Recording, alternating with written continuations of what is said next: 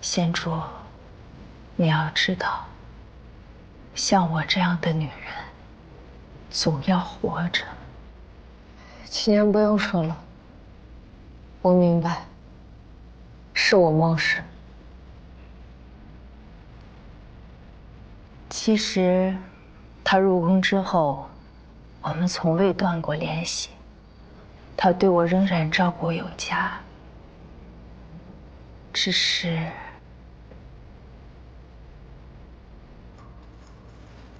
是我知道，我们很难再有可能。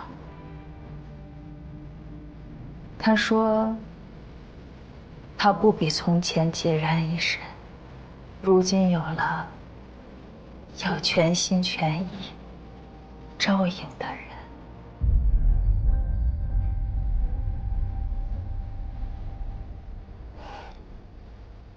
不过就是个泥菩萨，自身难保，还想顾他人周全。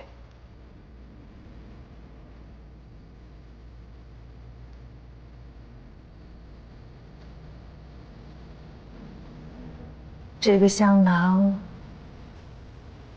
本就是他买给你的，如今他不在了，我把它还给你，你也留个念想。你留着吧，他留给你的只有这个。但我这身功夫，我的臭脾气，我这张不饶人的嘴，都是从他那儿来的。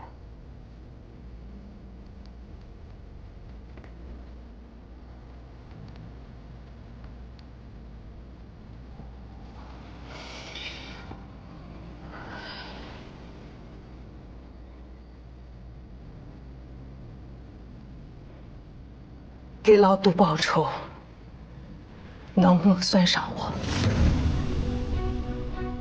你不要牵扯进来。县主可以瞧不起我，但我这样的人，也有我们的门路。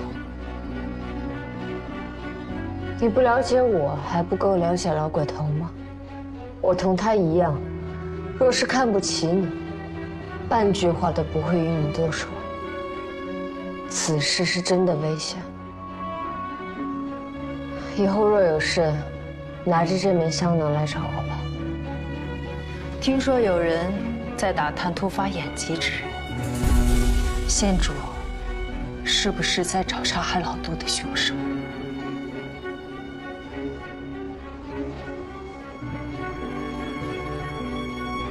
县主不用担心，你并没有暴露，因为我知道老杜的死，所以才拼凑出来的。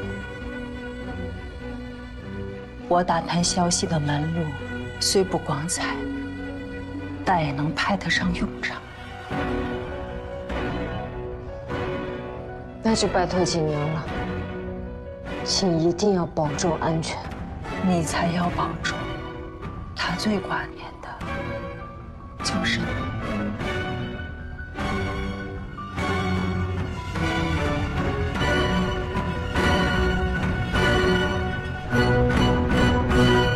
是我无能，杜之行突然出现，让李佩仪跑了。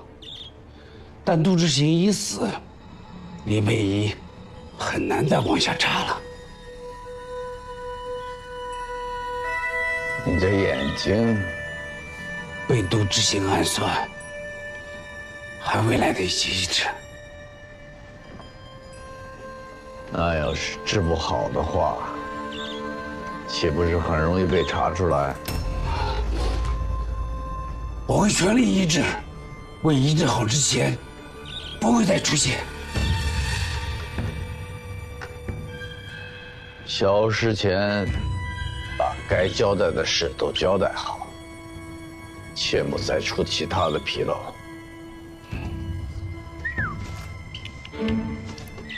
李佩仪回西京之前，见过一个人。又没查到？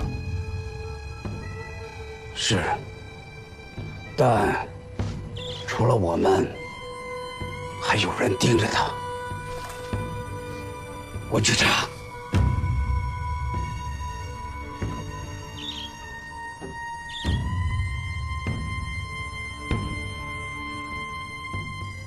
你说，你要是死了，李佩仪是不是就无人可查？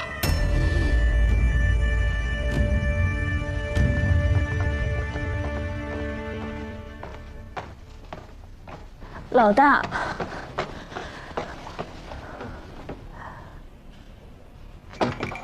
你这是在干什么？叠葡萄？是啊，你看，这第2颗葡萄还能勉强叠在上面，一放上这第3颗，就全都塌了，像不像我？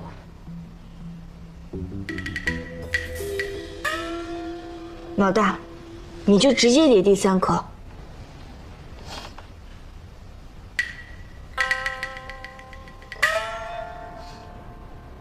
现在第2颗也叠不住。什么案子办了这么久？老大，说来你都不信，蓬莱石边的花草最近因为换季常有枯死的，圣上赐给窦昭元的玉兰也死了几棵，偏偏窦昭元觉得是有人故意破坏，用玉兰树诅咒他，非要查个明白。我起早贪黑的查了3天，根本没人靠近那些花草树木。我又去问了寺院司的掌院，他说这个季节有植物枯死很正常。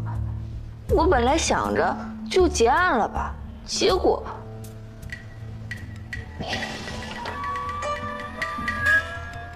那玉兰树就在我面前直接倒了，树周围的土明显被人翻过。我一直带人在蓬莱池附近守着，不可能啊！干嘛？帮老大解决问题。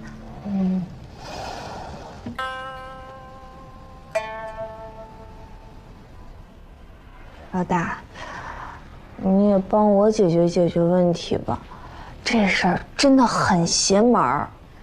万一哪天我也死了，你还不是得自己断案？老大，你能不能别再说这些话了？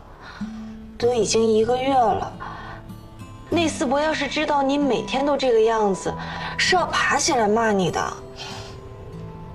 我倒是求之不得。老大，我是真的没办法了。之前发生什么我不敢说，这3天我跟那些守卫真的是日夜守着，结果那棵树就直挺挺的倒了。窦昭元为人跋扈，被人算计也不是什么意料之外的事。可圣上一共赐了他9颗玉兰，寓意长久。这1个月已经陆续死了4颗了，现在就剩下这个了。吴怎么了？吴不好吗？吴，就是吴啊！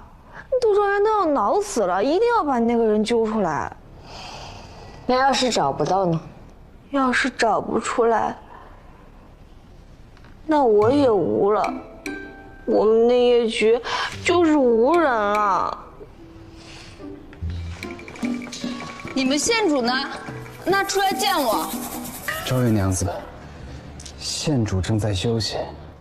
都什么时候了，出了这么大的事儿，他还能休息？佩仪，李佩仪，你给我出来！哎，你干嘛？窦昭元来找你，你干嘛？你管我？哎，行，我不管。哎，共事一场，你要出卖我？共事一场，你要抛弃我啊？昭元娘子，你来了。佩仪，我知道你什么性子，整个西京没什么人能使唤得了你做事儿，所以娘子，你这是要干什么？我今天就让县主看看我是什么性子。你是不是想看我在这儿能赖多久？是不是想大不了你走就是了？当年我犯错，圣上决意此生与我不复相见。我一个弱女子，没有什么身家背景，没有过人的才能，就只剩一个字——魔。好在人心都是肉长的，圣上不是铁石心肠，我看县主也不是。没关系，我可以慢慢等。整个兴庆宫只有你能查出害我之人，如果你也不帮我，那我就再去求圣上。有人敢在后宫兴风作浪，我必须跟他犟到底的。你是在拿淑妃威胁我？佩仪，你这是说的什么话？我从头到尾哪里提起过淑妃娘子啊？我若不帮你查，你就要闹到圣上面前。有人在后宫行诅咒之事，自然是怪在淑妃头上。怎么会呢？谁不知道圣上最宠爱的就是淑妃了？窦昭元的性子我见识了，这案我来查便是。这么爽快？那我就等你消息了。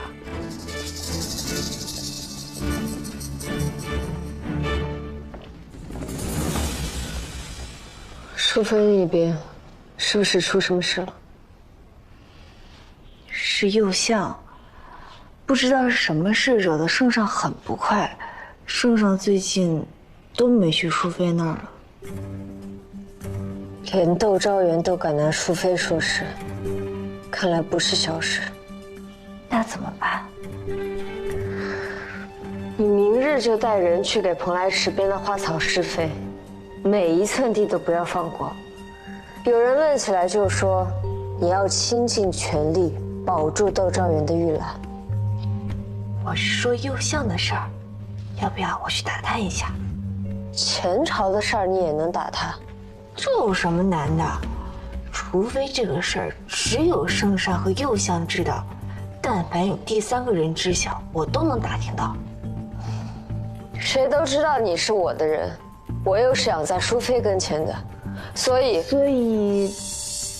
不是我在打探朝堂秘闻，而是淑妃。我错了，县主，我马上安排人去施肥。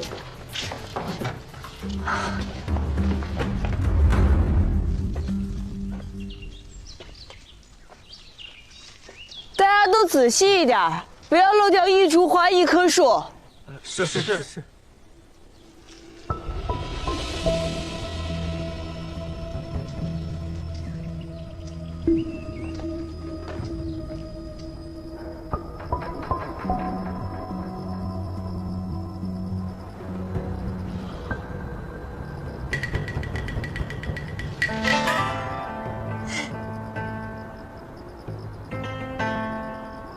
老大，你不用每天来这儿守着。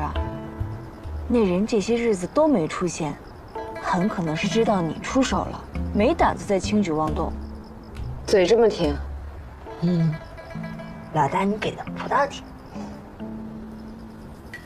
再说这么恶心的话，就自己查。不说了，我不想让你来这儿白等嘛。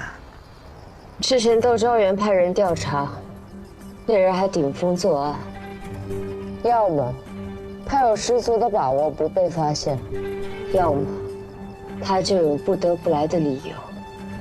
你们严防死守这么久，那人应该要忍不住了。那人今晚会来？不确定，但可以碰碰运气。马上人，让大家四处看看有没有什么情况。是。县主，就在这儿。见鬼了！不可能啊！咱们一直在那守着，这只有一条路，怎么可能呢？等把人抓到，问问不就知道了。哎，别进去。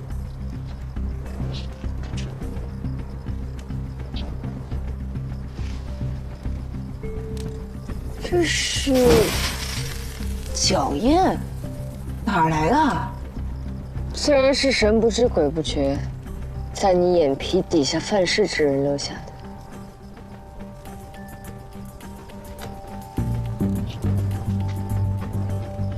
抓到人了！人在哪儿？马上就知道了。天冷了，各位烤烤脚吧。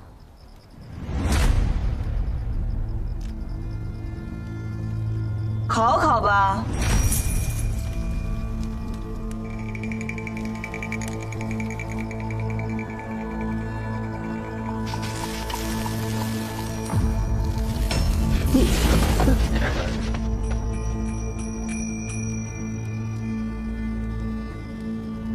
干嘛？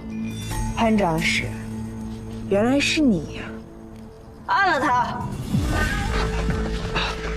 这是怎么回事？花圃里刚施了厚肥，肥料里掺了一些阳起石和矾土。有人进花圃翻土，鞋底一定会沾到。这两样东西一加热，就会炸出花来。那花圃里都施了肥，我在这巡视了一整夜，你不小心踩到，很正常啊。有道理，鞋底确实证明不了什么，但挖土一定会用到手，烧一下就知道了。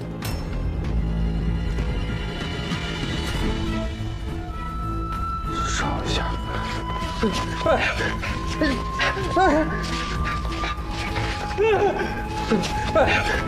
树啊！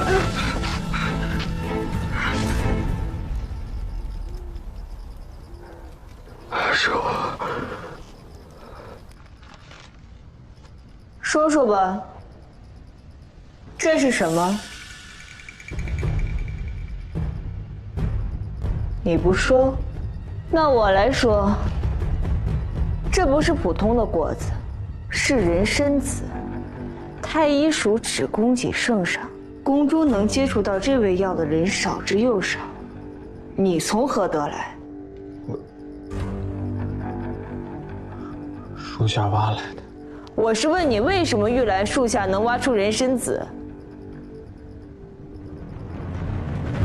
偷盗皇家之物是什么罪名？谋大逆。怎么判？绞刑。所盗之物价值昂贵的，性质恶劣的，就要连坐了。连坐几族？最少3族，再严重的9族。裴玉定全力为县。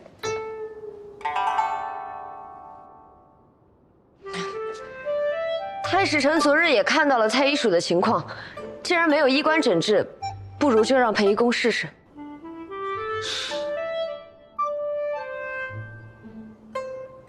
既如此，还请裴医公务必尽全力为县主诊治。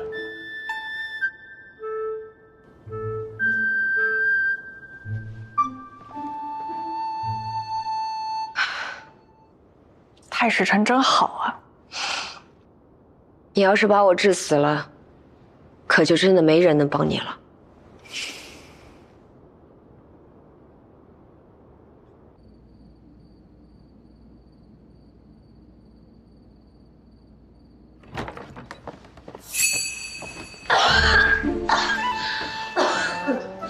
怎么还咳得这么厉害？裴玉这药到底有没有用啊？还要放下走吧。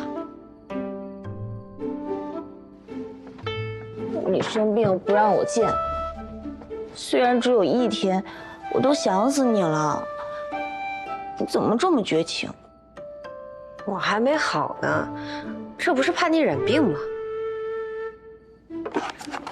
走。从上时需要的，又冰又甜，吃了呀嗓子舒服。喝了药才能吃。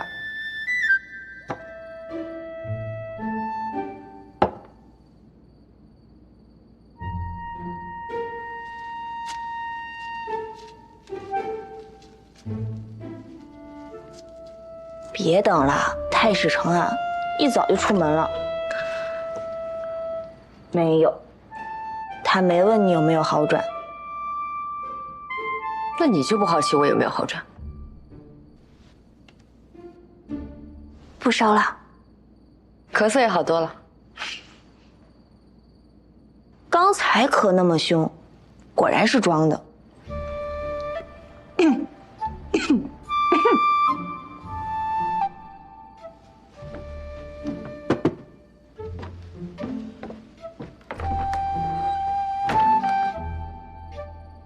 太史城回来了。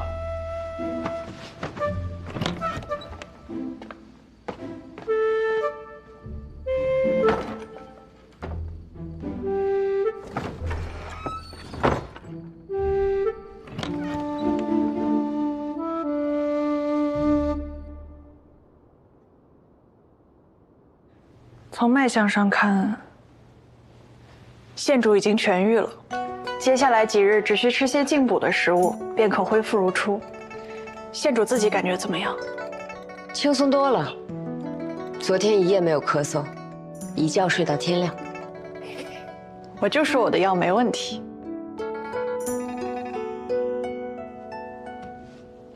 告诉太史城，我暂时不会死了。太史城一早就出门了。他没有问过我的情况吗？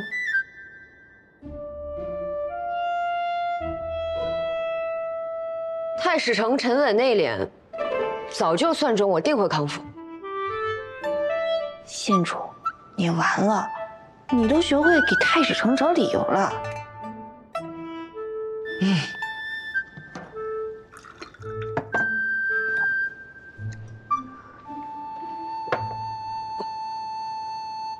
那日太医署有位医监前来，说是要抓阄选人去试药。那医监抱着个竹筐，里边放着折好的纸阄，说有谁抓到带字的纸条就去试药。所有人都抓了阄。是，开始一连10几个都是空白，直到刘甲才抓到带字的纸条。大家原本都很羡慕他，直到听说那药吃了便死，就都有些后怕。你可见过那纸条的样子？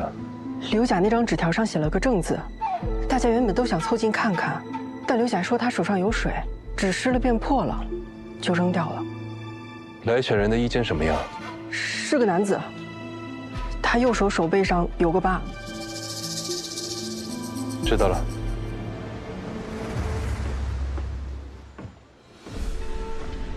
见过圣上，娘子。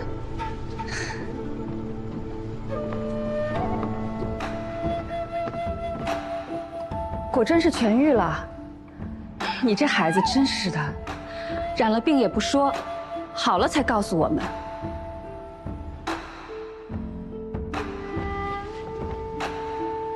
佩仪今日是来请罪的。宫门封锁，你都能搞出幺蛾子来，这次没有惹祸。说来听听。上次新药方试药，内侍猝死，而太医署的几位医丞都说已死药方并不会导致如此凶猛的后果。为了再次验证此方，我便主动染上实剂，请裴医公为我医治，并以此方治疗。先斩后奏，故而请罪。你这孩子可太莽撞了，幸好是痊愈了，实属幸运。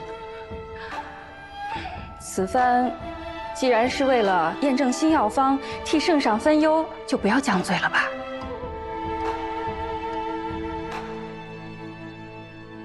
起来吧。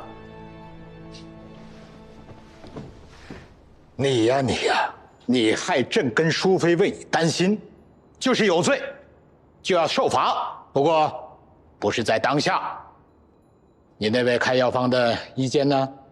只是名医公，是名女子，正在殿外候着。传医公。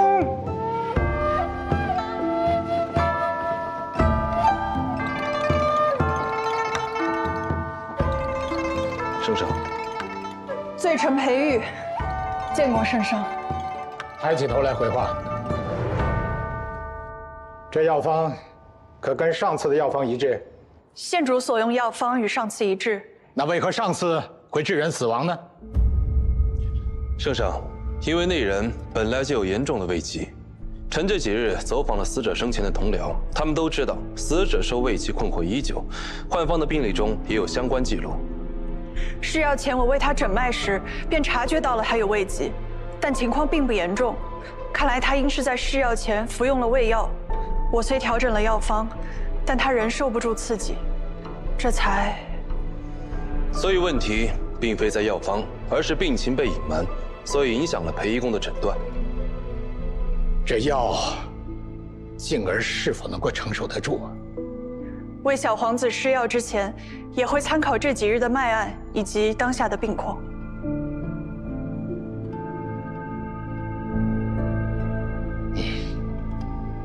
好，那朕的皇儿就全靠你了。定不负圣上所托。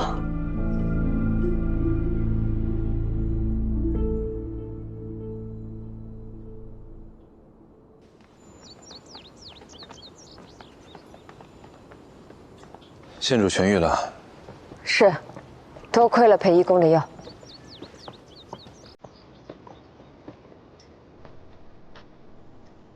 也要多谢萧兄，那晚为我及时求医。萧母所做不足挂齿，若染病的是我，相信县主也会不遗余力。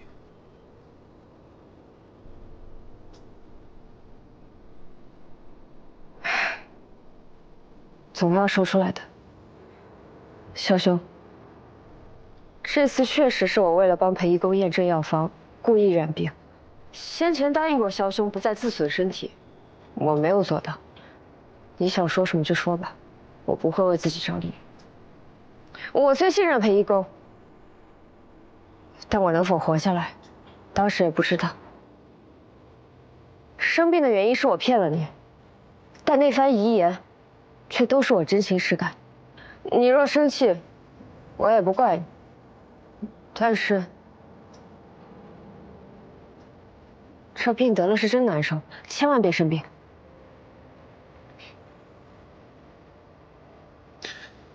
之前我见县主为查案不惜自损身体，我觉得这种方式看似英勇，却多少有些莽撞。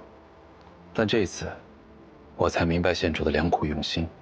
在这深宫之中，只有用这种破釜沉舟的方式，才能去找寻真相，助众生。萧兄谬赞了，我哪有那么崇高？只是有这个身份，比他们多一些偏爱罢了。我为宫中时其心急是真的，想帮裴玉验证药方是真的，不怕死也是真的。但我害怕。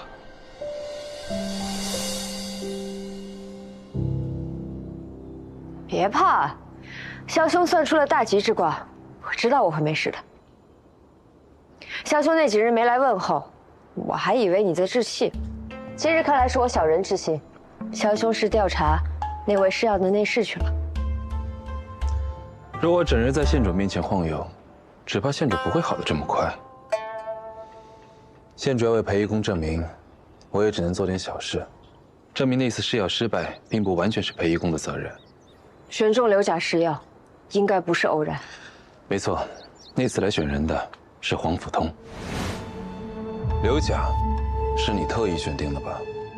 你的意思是说，裴玉的药方害死人，是我暗中阻挠吗？这女人医术不精，妖术倒是高超，个个都如此维护她。裴玉的药方姓烈，你为了不让他出头，特意找来了身患实际又有胃疾的刘甲。真是好笑。我3个月在换方任职一次，诊治过这么多宫人内侍，我怎知谁有胃疾？再说了，病人是抓阄选中的，全凭天意。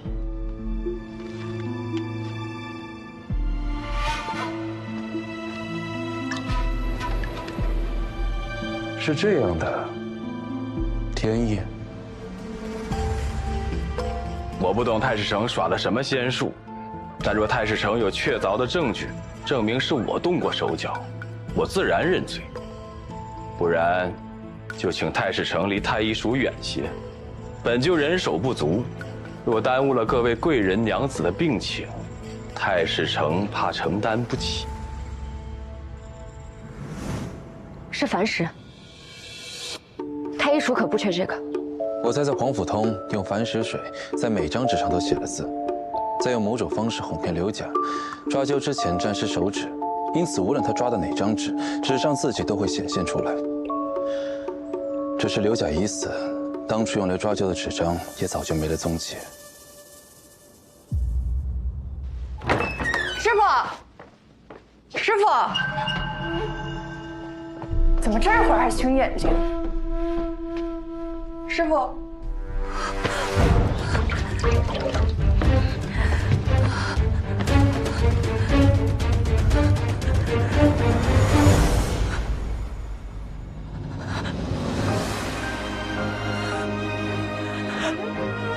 师傅，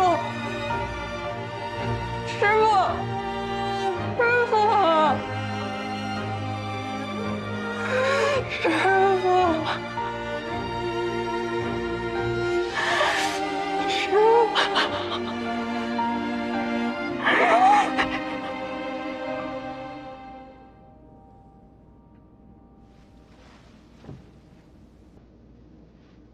你来时，宋玉令便是如此。不是的，我来时，师傅头上盖着帕子，师傅有眼疾，这是他每日睡前用以熏蒸双目的药汤。师傅俯身在水盆上，用热气熏蒸双目。今日天寒，搭一块热帕子，水会凉得慢些。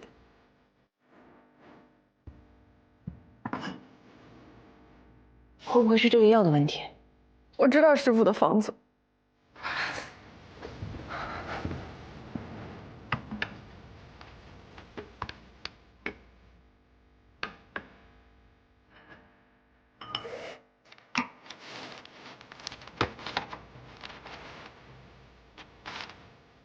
没问题。那这药汤呢？药汤若有问题，师傅会发现的。而且这药性温平，并无相反相害的配伍。宋玉令每晚都会熏蒸眼睛吗？此事有谁知道？太医署的人都知道。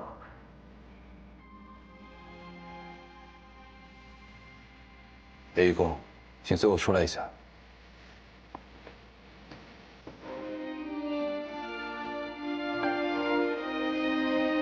没了他师傅的庇护，以他这直愣愣的性子，在太医署恐怕更艰难了。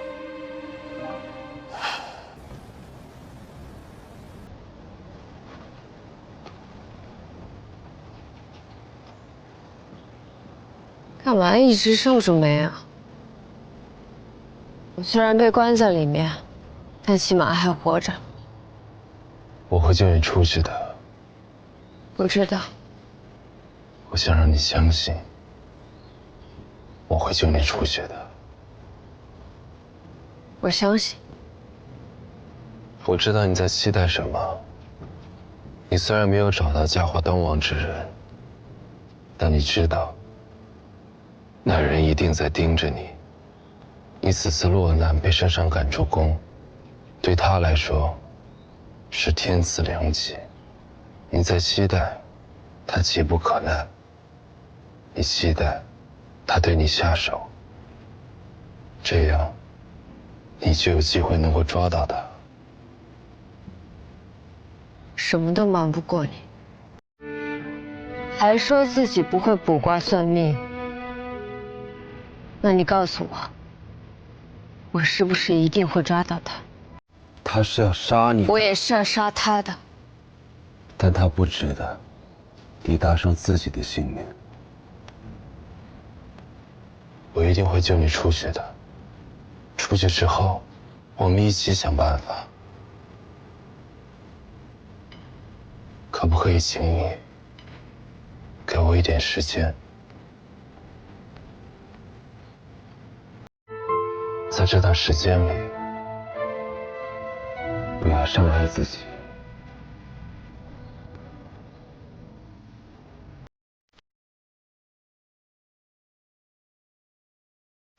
这世上怎么会有你这么好的人？看来我的命也不是一直不好，我也没有那么糟糕。你一直都很好，你的命也没有不好。有人行恶事，我就陪你把他找出来。凶者实至，前过无常，种下恶因的人，必定会得恶果。我会让你看到的。县主，太史城真的到时辰了。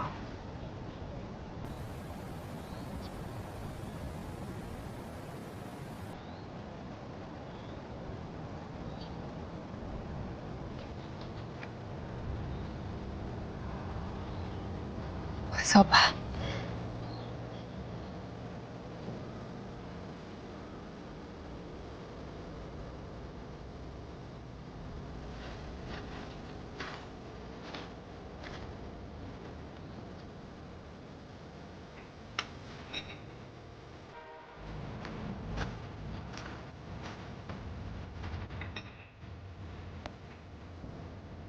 希望你能明白我。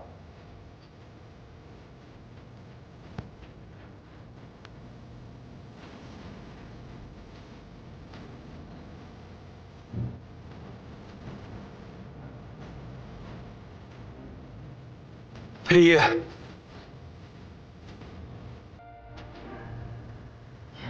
不要让任何人伤害你，更不要伤害自己。放心吧，有你在，我才舍不得死。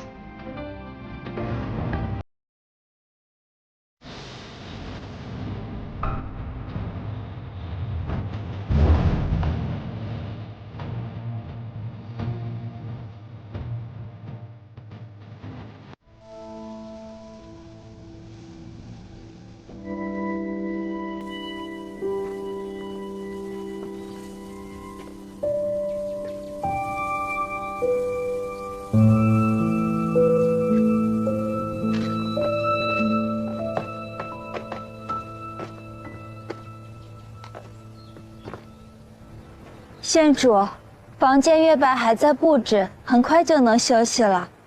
不行，15年没回来，我还想再转转。这宅子很大，只有我和月白2个人，全部整理出来还需要些时候。不过县主喜欢去的地方，我们先紧着打扫；不常去的地方，我们最后再收拾，这样县主也能住得舒服些。回自己的家，怎么住着都舒服。县主，你没事吧？县主要进去吗？我想办法把门打开。你还有开锁的本事？那倒没有，这锁虽然是新落的，但门已经糟了。我可以想办法把门卸下来。你跟我久了，倒是越来越像我。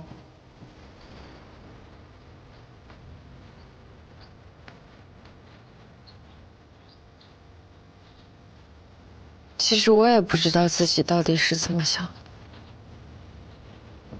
既然他替我做了决定，就先不进去了。县主会算命？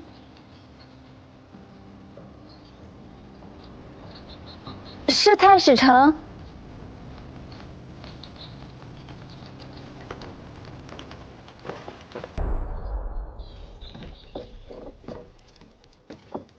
活着回来了。老鬼头，你害我！彼此彼此，对付个黑羊也需要这么久吗？他有驼龙，我能活着回来，你还不夸夸我？放火烧人老巢，夸什么呀？不是我，是他自己干的。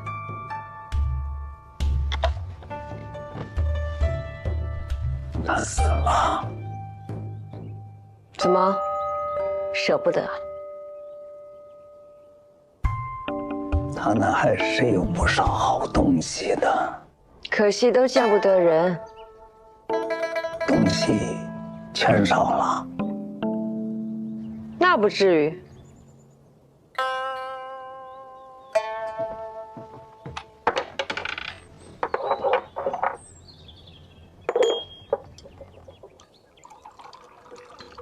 啊，云香山。哎，买家呢？账簿没找到吗？账簿都烧毁了。但也没全毁。政务嘛，还是得尽全力抢救一下。不过这上面的字，办案嘛，也不能都用寻常手段。那是当然，不过被人知道也不太好吧？说吧，怎么才能给我？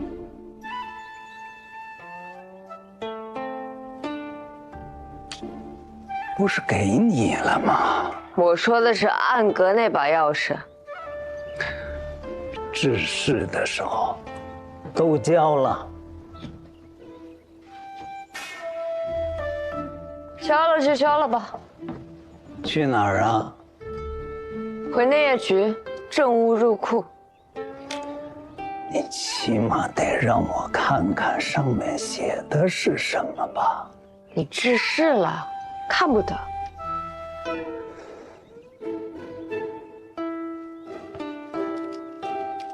该。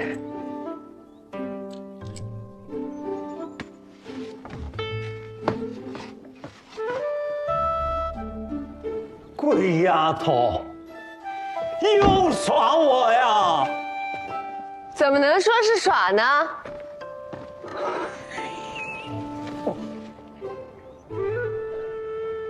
还行，心病解除了。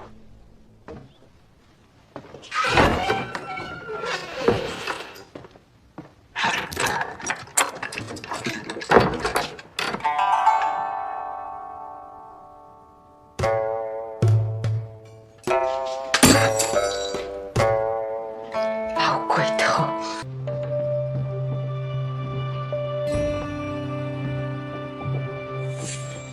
这佛台是你们娘子供奉的吗？是，娘子活着的时候，都是她亲自打理。现在，我想佛前的香火还是不要断的好。娘子每晚都要在此诵经，那时身边不需要有人照顾，会让我和方生去休息一会儿。每晚都念吗？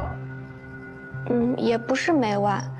诵经前会让我们点上香烛，基本上香烛燃尽了，娘子也就诵完了，刚好半个时辰。半个时辰。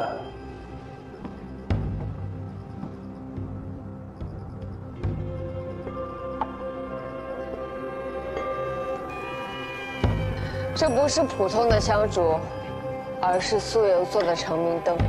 你的伤还没好，请两人先休息吧。皮外伤，又有老鬼头的药，不碍事。一盏长明灯燃尽，可不止半个时辰。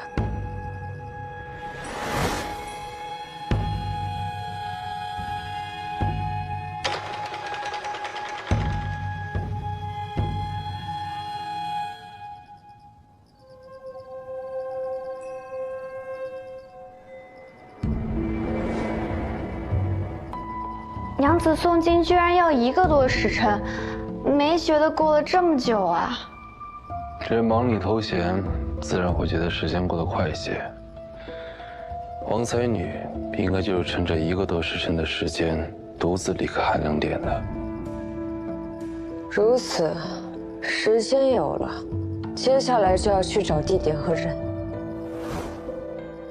1个多时辰的时间，若想幽会，往返脚程，应该是在半个时辰之内。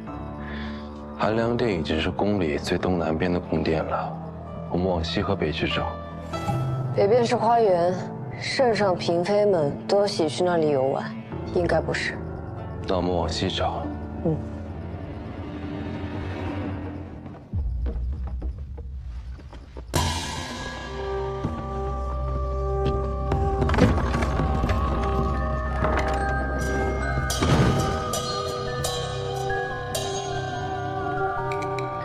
这里是在修的承恩宫，不过修了1年多，还没修好。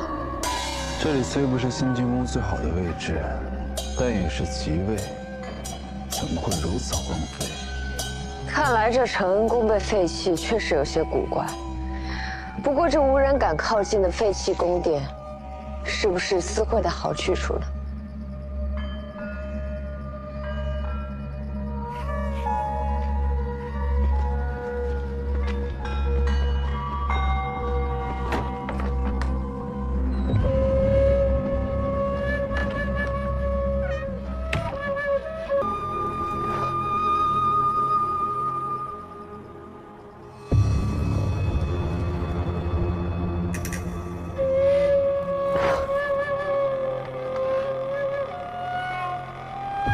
秋秋，你看，整个承恩宫只有这一处偏房被修缮整齐，看来此处不一般。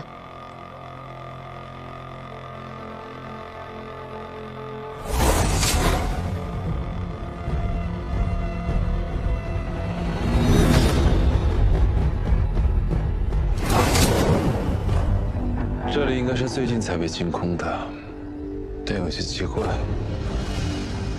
哪里奇怪？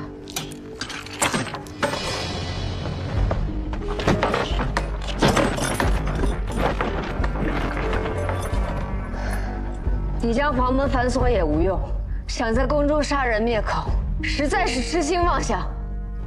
请仙主好好享受吧。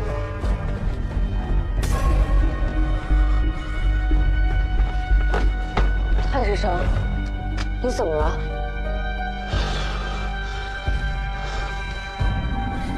你头怎么这么烫？屋子有问题。哪里有问题？蜡烛。有迷烟。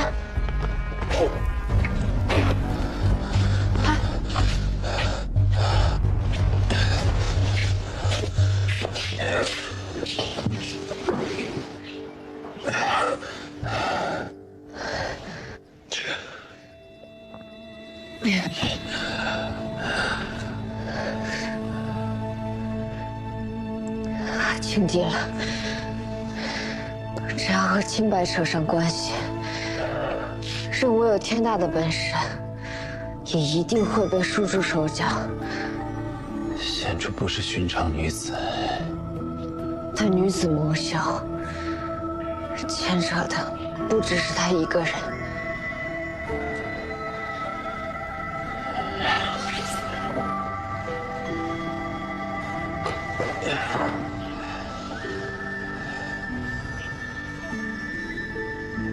仙主将我捆起来，他们便无谣言可造。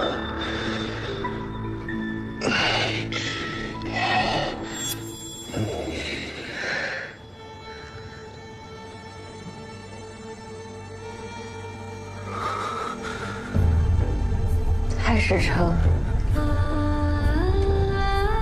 真难得你又聪慧又简单。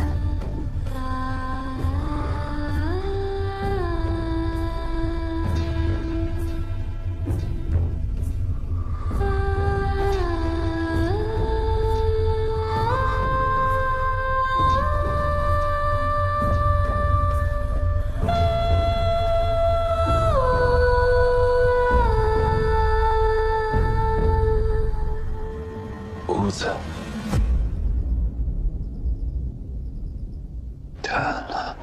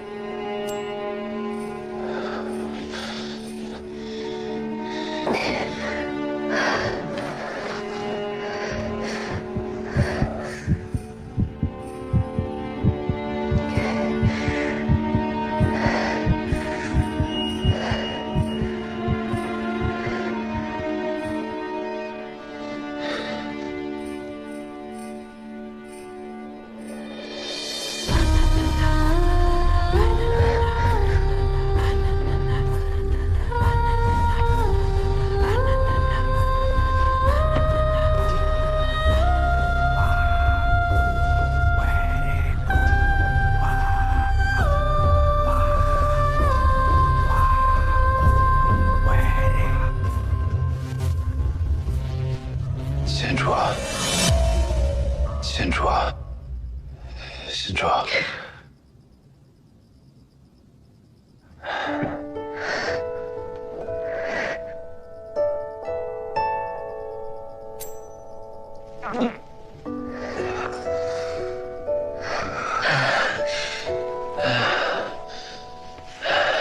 好热。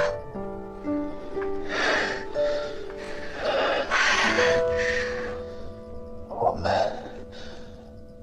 要不要把窗户纸捅破？什么？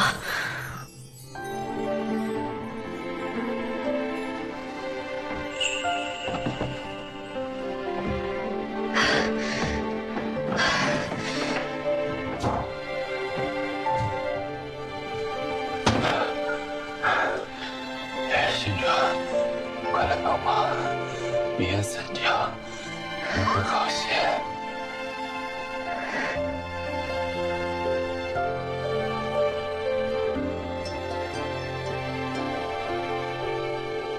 我中了迷，没力气了。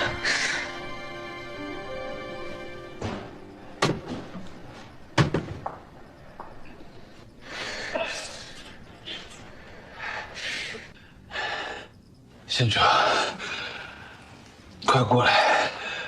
通风之后会好很多。我扶县主过来。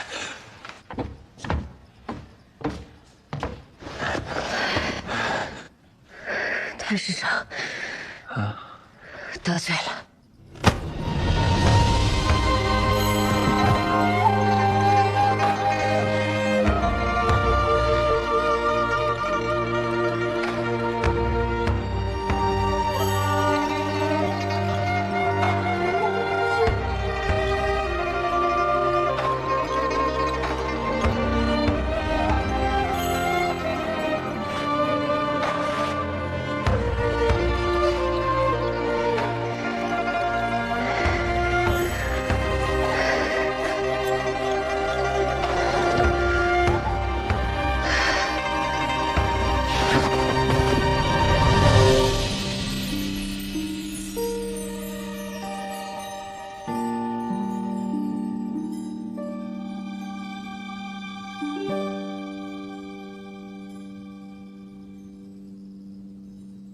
昨天晚上就在承恩宫，一推开门就看到县主啊和太师成倒在床上，一丝不挂，连大头的刘内侍都吓坏了。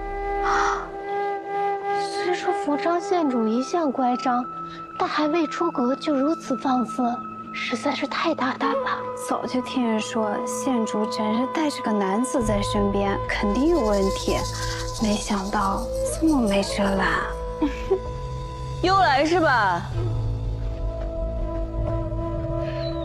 我正要找你呢。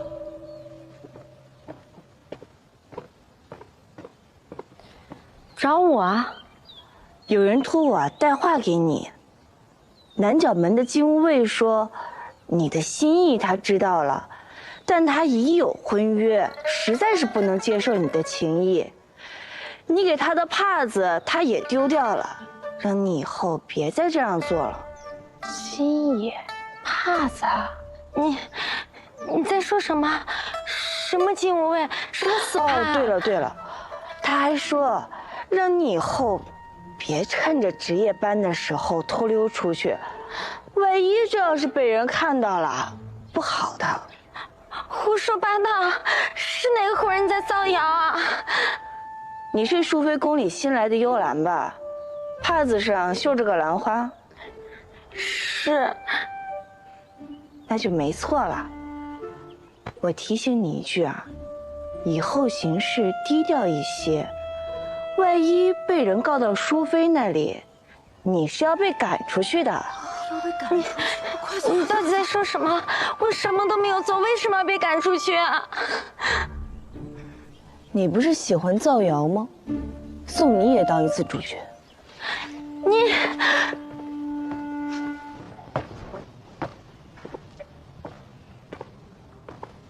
老大，你醒了？少兄呢？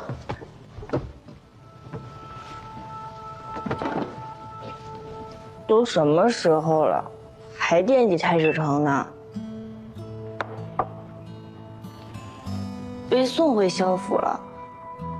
老大，你再怎么说也是个女儿家，以后夜里禅，你带上我好不好？孤男寡女独处一室，再怎么说传出去也不好听啊。我查案被人暗算了，我当然知道了，但是别人不管那么多的。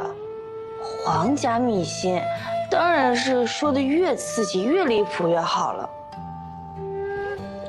我听听有多离谱。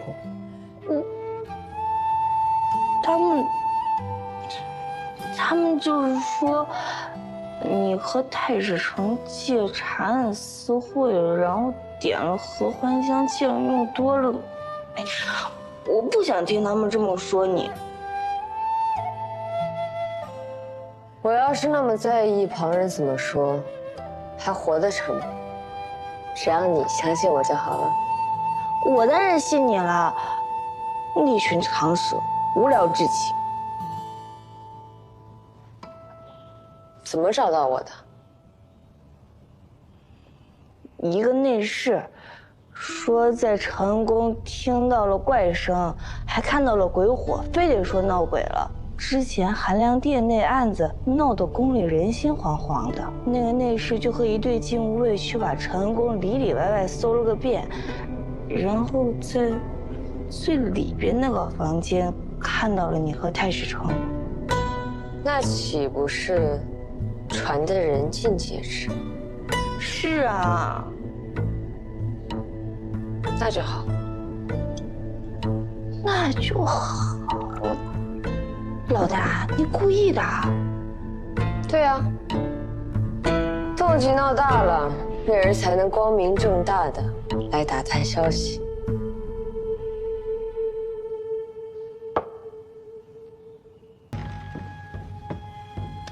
娘子万安，韦贤妃万安。佩仪，快过来。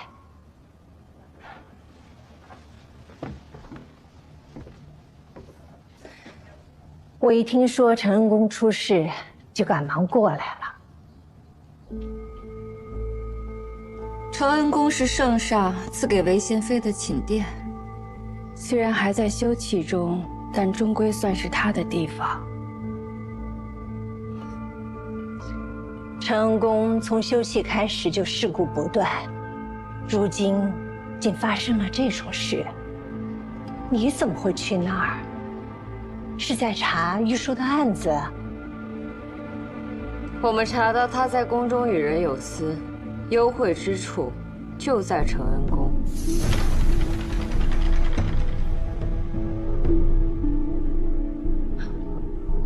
这么大的罪名啊，有何实证？那夜去查案，有些线索无法告知韦贤妃。我就说这承恩宫风水有问题，我必得向圣上恳请，不如就推倒重新建算了。是啊，皇才女在韦贤妃的废宫中与人幽会，去世前又与韦贤妃颇有来往，也不知这中间有何因缘。